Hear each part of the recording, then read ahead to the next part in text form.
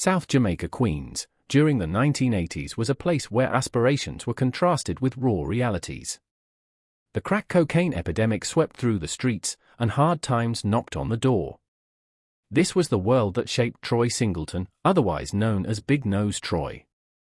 There isn't much information about Troy's childhood, but when he emerged as a street presence, he was well respected and well feared, a man whose daring personality and dedication to his crew left a lasting impression. To others, he was a tough guy with a larger-than-life personality. To his kids, he was a devoted dad who taught them a lesson of toughness no matter what. Big Nose Troy's tale is linked to a violent Queens-based crack empire called the Supreme Team, run by Kenneth Supreme McGriff and his nephew Gerald Prince Miller. They ran the crack business in Queens with an iron fist, but Troy wasn't the kind to bow down. His disrespect had put him in McGriff's empire crosshairs, and matters culminated after a reportedly scrap with hip-hop kingpin Irv Gotti in a recording studio. McGriff reportedly put out a $50,000 contract on Big Nose Troy and another guy, Nathan Green-Eyed Born May, in 2001, according to court testimony. Troy's life was cut short in a brutal ambush in October at a Van Wyck Expressway sports bar.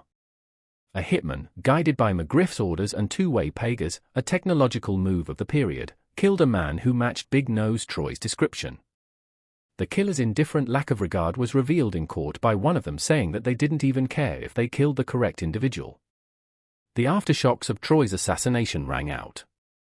His 12-year-old son spoke at McGriff's sentencing, reading from a letter detailing the destruction of the family and the void that had been left.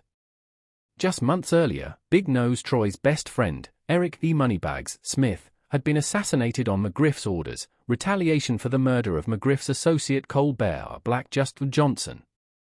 Such killing sealed McGriff's reputation as a cold-blooded operative in Queens' underworld. His story did not just echo on the streets, it echoed within hip-hop. 50 Cent's 2000 Ghetto Cuen revealed the untamed realities of Queens' underworld, mentioning the Supreme Team and players such as Big Nose Troy. The song stirred controversy, with rumors making the rounds that it led to McGriff ordering 50 Cent attacked in 2000, in which the rapper was shot by 9 bullets. Though McGriff was never prosecuted for the assault, the popularity of the song revealed how deeply hip-hop and street life were intertwined. Troy's son, Troy Singleton Jr., remembers his father. In a 2024 feature on For the Culture podcast, he talked about what it was like growing up with Big Nose Troy, a man that he characterizes as greater than the street legend that surrounded him. For Troy Jr., his father was a pillar of the community who pushed him beyond adversity. The story of Troy is complex, full of contradictions from court records, news accounts, and individuals who knew him. What is clear is that he was a product of his time, a man caught up in the violent drug wars in Queens, yet one who wanted something more for his family. Big Nose Troy's death and life are a gateway to the 1980s and 90s, the time when crack ravaged neighborhoods and hip-hop provided the voice of the streets. His uprising against the Supreme Team, his sad demise, and his son's efforts to recall him reveal to us a glimpse of the human cost behind the headlines and the sound.